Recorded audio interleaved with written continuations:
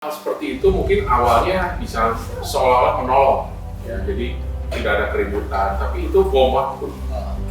Suatu saat pasti itu akan menumpuk dan meledak. Gitu.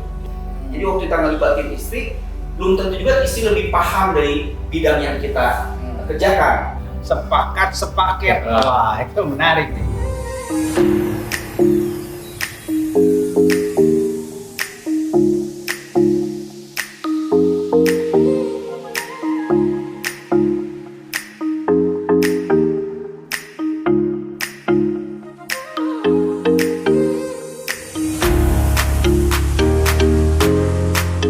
Halo Sobat IM, saat ini kita berjumpa kembali dalam channel IMTV. Saat ini kita akan membahas tentang topik yang saya percaya ini sangat penting untuk kita sama-sama hidupi, yaitu bicara soal kesepakatan dalam suami dan istri. Ini menjadi sebuah isu yang sangat menjadi gesekan tersendiri dalam kehidupan rumah tangga. Karena untuk sepakat dari dua pribadi yang berbeda tentu itu tidak mudah dan dibutuhkan kedewasaan, kematangan dari setiap masing-masing pihak. Nah, saat ini kita akan sama-sama mendengar pengalaman dari Brother Diki, Brother Ru, dan Brother Diko. Kira-kira siapa nih yang akan berbagi dulu nih tentang kesepakatan? Ya, oke lah, saya bagi dulu ya. Nah, memang kesepakatan itu satu hal yang penting, tapi justru sering banyak di skip oleh banyak pasangan. Ya. Kenapa? Karena bukannya malah jadi sepakat, malahan yang terjadi adalah keributan. Ya.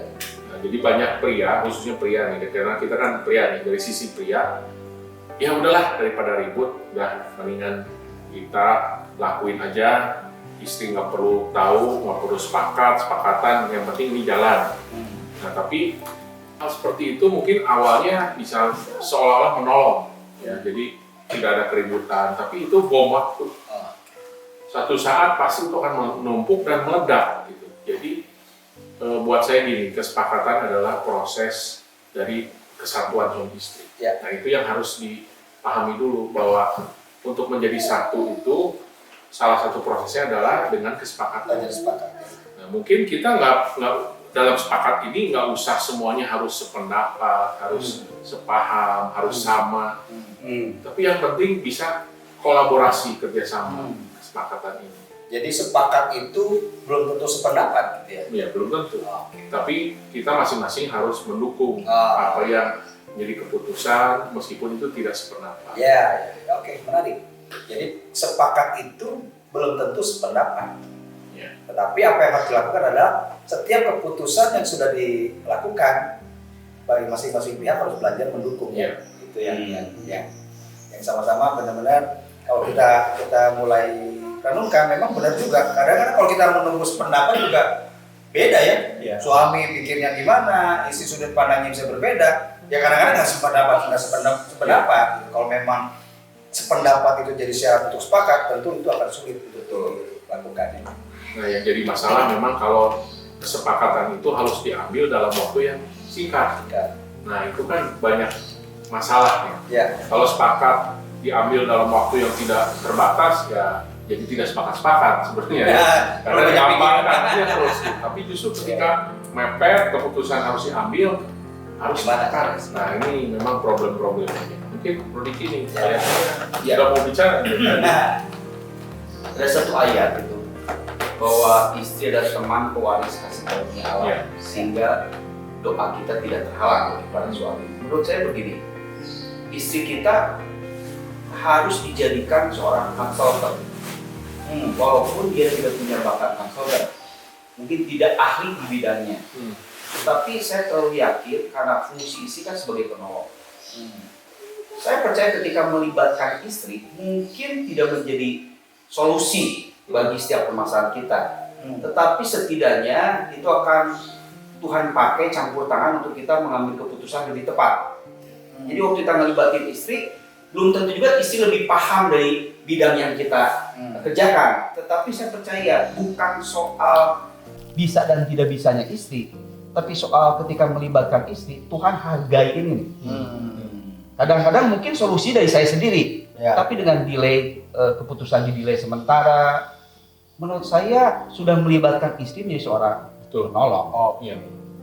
Ya, menarik ya. Jadi karena memang seringkali alasan dari suami untuk tidak ngomong sama istri, membahas itu dengan istri. Karena kita berpikiran kan, percuma istri nggak akan ngerti itu apa yang kita bahas, percuma ngomong juga dia nggak akan tahu bidang yang sedang kita geluti atau yang sedang kita gumulkan. Takutnya pembahasan juga tidak ada solusi yang jelas. Sementara kita pria itu kan kalau ngomong sesuatu, konseling sesuatu, butuh solusi. Betul. Gitu. Nah itu memang seringkali jadi hambatan ya untuk suami bercerita sama istri ya. Saya setuju sih dengan Bro Diki. Iya. Nah, jadi begitu kita melibatkan istri, sebenarnya itu sedang dimulainya proses kesatuan.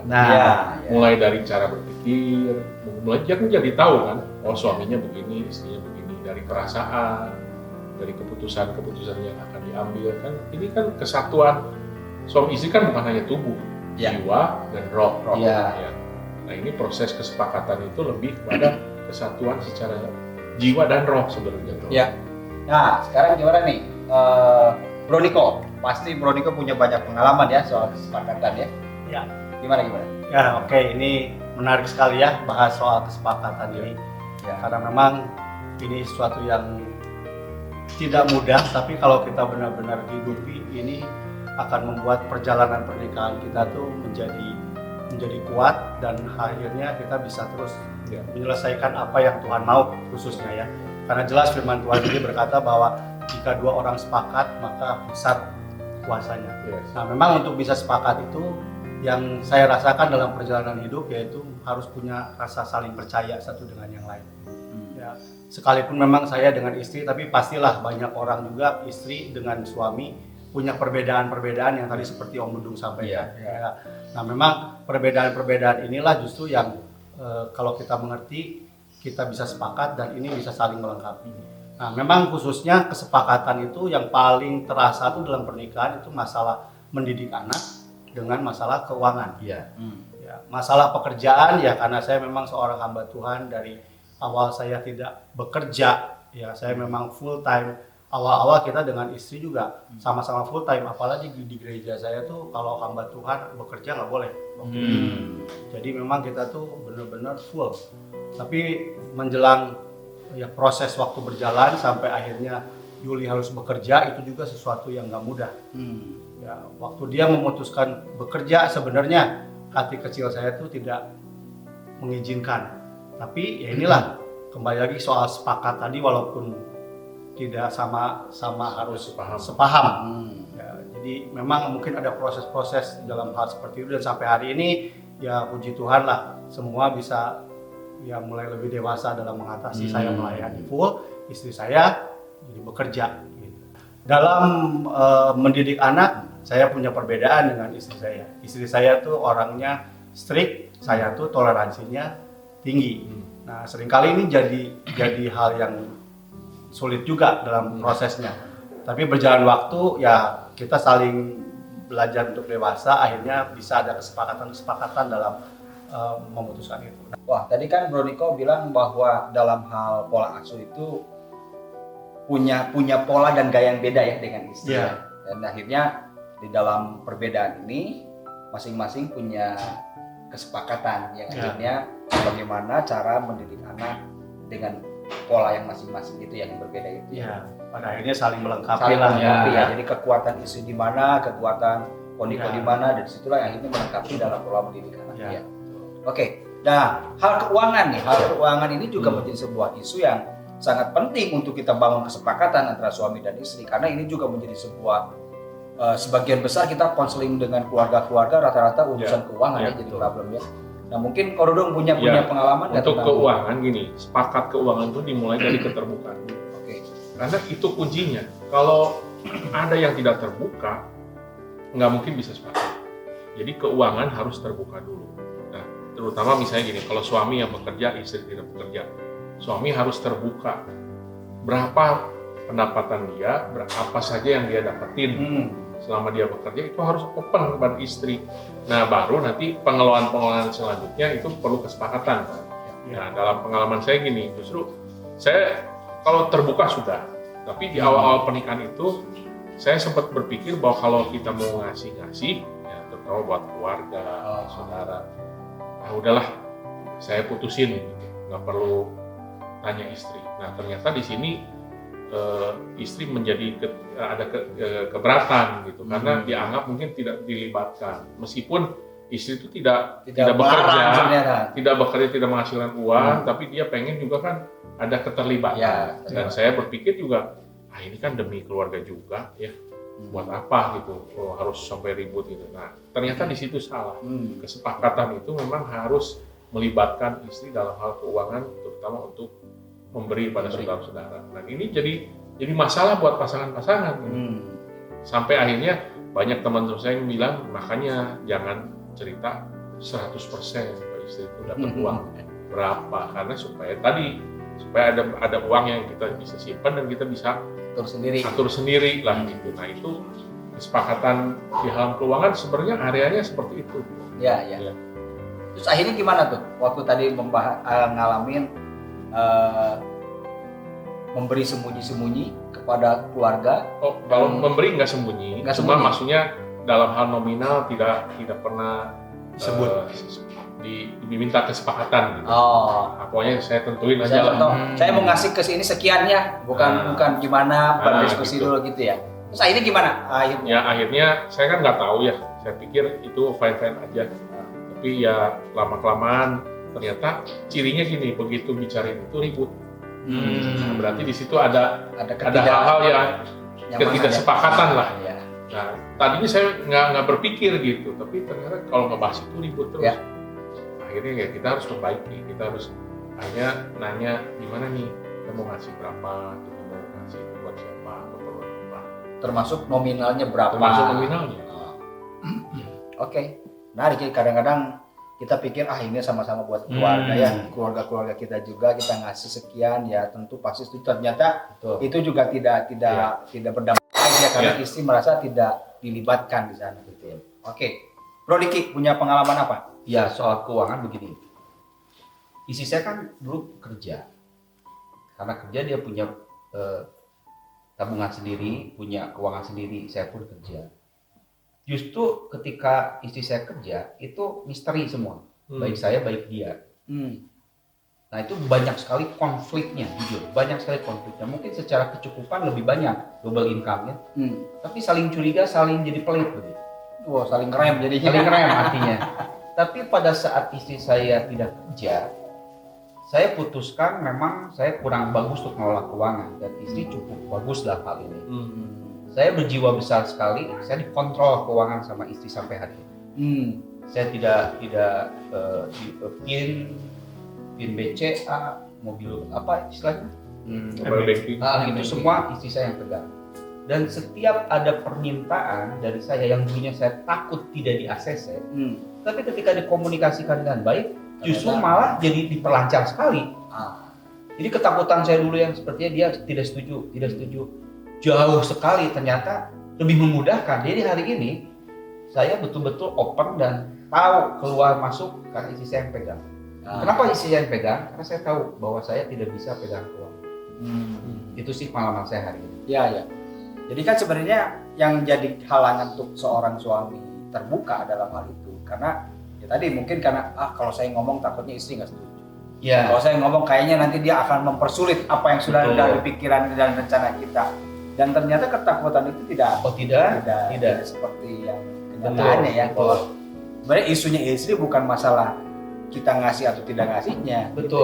Masalahnya mereka itu dipercaya nggak sih? Nah, itu poinnya. Untuk akhirnya sama-sama terlibat gitu dalam keputusan-keputusan kita dalam soal keuangan gitu ya. Setuju. Itu yang penting ya buat setiap. Setuju. Nah, ada satu ayat firman Tuhan yang saya percaya gini, para suami perlu belajar atau perlu memperhatikan ayat firman Tuhan ini di dalam Kejadian 2 ayat 24. Sebab itu seorang laki-laki akan meninggalkan ayahnya dan ibunya dan bersatu dengan istrinya sehingga keduanya menjadi satu daging.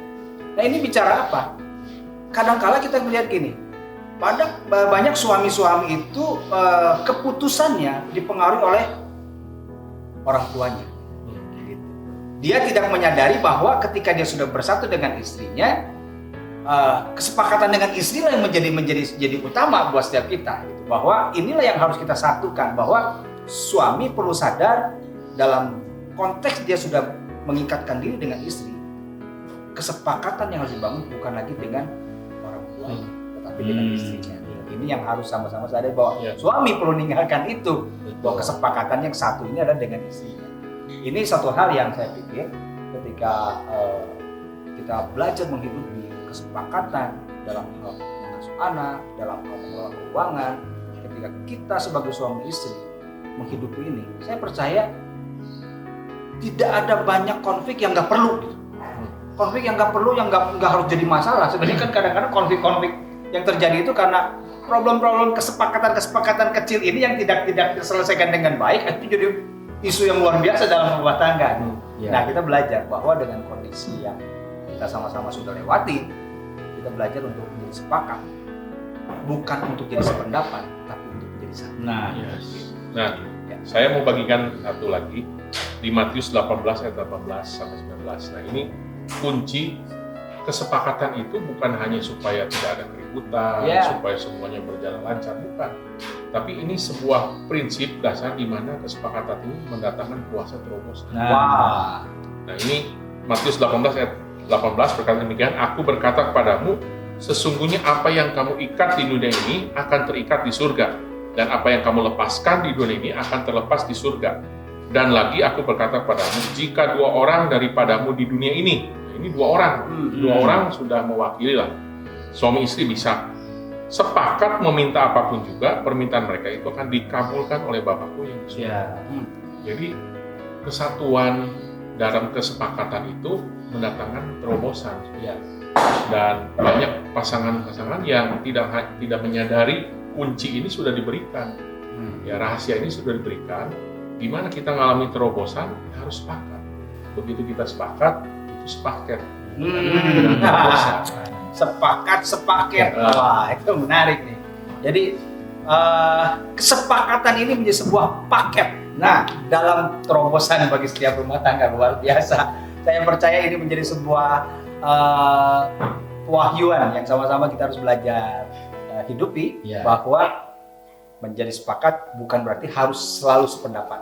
Dan ketika kita belajar hidup dalam kesepakatan, maka itu ada paket berikutnya, itu mengalami terobosan. Nah, wah, luar biasa.